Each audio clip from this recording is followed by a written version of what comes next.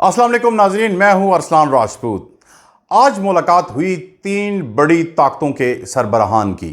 चीन के सदर शी जिनपिंग, रूस के सदर व्लादिमीर पुतिन और शमाली कोरिया के रहनुमा किम जोंग उन।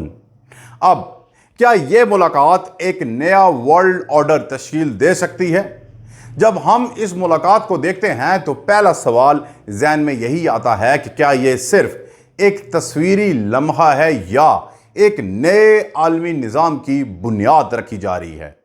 अगर हम आलमी सियासत की तारीख देखें तो ऐसे इत्तेहाद हमेशा बड़ी जंगों या बड़े बहरानों के बाद वजूद में आते हैं। दूसरी जंग अजीम के बाद अमेरिका और यूरोप ने नया वर्ल्ड ऑर्डर बनाया था। आज लगता है कि चीन, रूस और शुमाली कोरिया मिलकर किसी नए खेल की तैयारी कर रहे हैं। ये तीनों ममालिक एक दूसरे के कुदरती इत्तेहादी नहीं हैं, लेकिन इनका मुश्तरका दुश्मन मगरब है। अमेरिका की क़यादत में नाटो ने रूस पर दबाव बढ़ाया, यूक्रेन को जदीद हथियार दिए और चीन के खिलाफ इंडो पैसिफिक में इत्तेहाद बनाया। यही वजह है कि ये तीनों रहनुमा एक साथ बैठने पर मजबूर हुए। अब सवाल यह है कि क्या ये इत्तेहाद अमेरिका के लिए सबसे बड़ा खतरा है? अमेरिका हमेशा से ये चाहता रहा है कि रूस और चीन कभी एक दूसरे के करीब ना आएं। यही वजह है कि 1970 की दहाई में अमेरिका ने चीन के साथ ताल्लुकात बेहतर करके सोवियत यूनियन को तनहा करने की हिकमत अमली अपनाई थी। लेकिन आज सूरत हाल बिल्कुल उलट है। अब रूस और चीन एक दूसरे के करीब हैं और इसमें शुमाली कोरिया एक तीसरा फैक्टर बन चुका है जो अमेरिका को मजीद मुश्किल में डाल सकता है। अमेरिका को खदशा है कि अगर यह इत्तेहाद मजबूत हो गया तो आलमी सतह पर इसका असर कम हो जाएगा। खास तौर पर एशिया में अमेरिकी मौजूदगी को चैलेंज किया जा सकता है।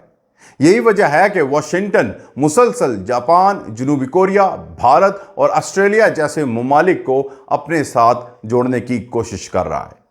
नाजरीन, रूस और चीन का माजी हमें क्या बताता है, इस हवाले से आपको बताता चलूं कि यह समझने के लिए कि यह ताल्लुक कहां तक जा सकता है, हमें तारीख पर नजर डालनी होगी। 1950 की दहाई में चीन और सोवियत यूनियन करीबी इत्तेहादी थे, लेकिन 1960 की दहाई में उनके दरमियान नजरियाती इख्तलाफात और सरहदी झड़पें हुईं। उसके बाद कई दहाइयों तक दोनों के ताल्लुकात कशीदा रहे। सोवियत यूनियन के टूटने के बाद रूस कमज़ोर हुआ और चीन ने मौशी तरक्की की रफ्तार पकड़ी। 2000 की दहाई में दोनों ने आहिस्ता आहिस्ता ताल्लुकात बेहतर किए, लेकिन असल तब्दीली 2014 में आई जब रूस ने क्रीमिया पर कब्जा किया और मगरब ने उस पर पाबंदियां लगा दी। तब से रूस ने चीन की तरफ झुकाव बढ़ा दिया। आज रूस को सिर्फ चीन पर नहीं बल्कि इसके ताउन पर इन्हिसार है। यही वजह है कि पुतिन को बीजिंग के फैसलों को नज़रअंदाज करने की हिम्मत नहीं। चीन का मकसद सिर्फ रूस को बचाना नहीं, उसका असल हदफ है कि दुनिया में एक ऐसा ब्लॉक बने जो अमेरिकी गलबे को चैलेंज कर सके। Belt and road initiative, Shanghai ताउन तंजीम और ब्रिक्स जैसे प्लेटफॉर्म्स इसी सोच का हिस्सा हैं। चीन चाहता है कि जब मगरब रूस को अलग थलग करे तो रूस चीन के साथ जुड़कर मगरब के खिलाफ एक मुतबादिल निज़ाम को मजबूत करे। चीन इस बात को भी समझता है कि अगर रूस मुकम्मल तौर पर हार गया तो अमेरिका और यूरोप की तवज्जो मुकम्मल तौर पर एशिया की तरफ हो जाएगी, जो चीन के लिए तवाकुन होगा। इसीलिए बीजिंग ने फैसला किया कि वो किसी भी कीमत पर रूस को शिकस्त नहीं खाने देंगे। अब क्या शुमाली कोरिया चीन के लिए एक असासा है या बोझ? यह सवाल हमेशा से मौजूद रहा है। चीन जानता है कि शुमाली कोरिया एक गैर मुतवक्को रियासत है जो एटमी हथियार रखती है और दुनिया के लिए खतरा समझी जाती है।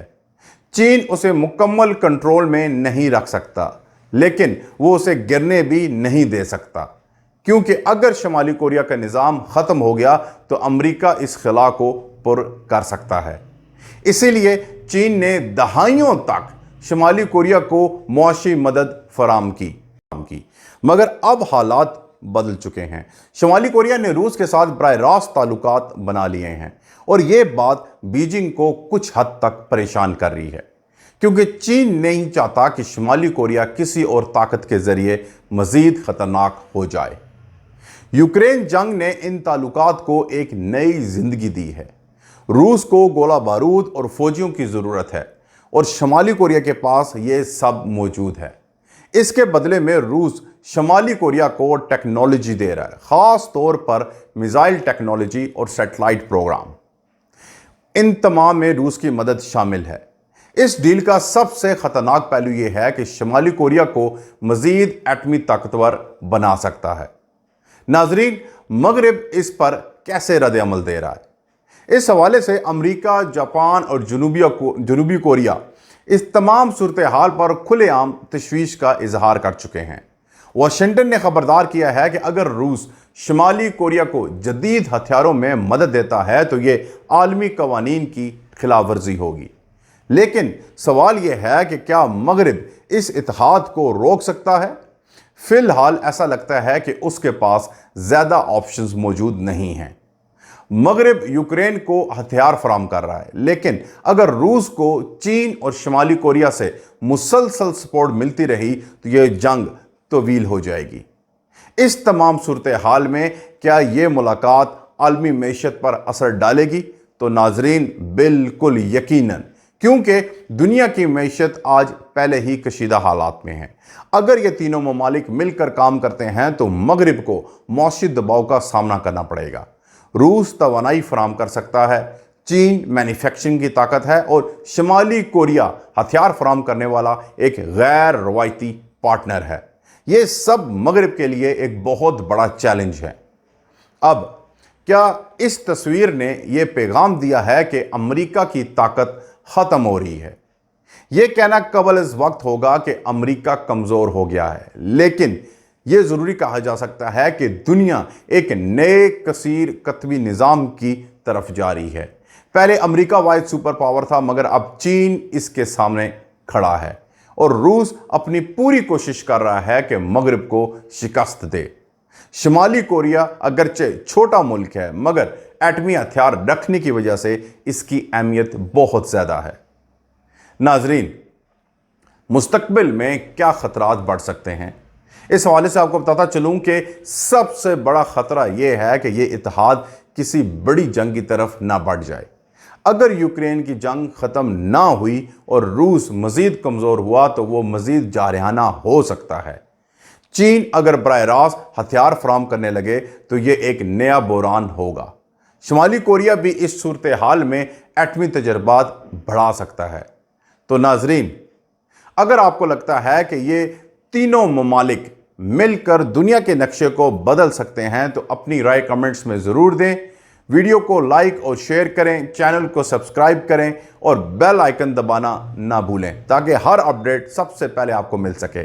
ملتے ہیں اگلی ویڈیو میں، تب تک کے لیے اللہ حافظ۔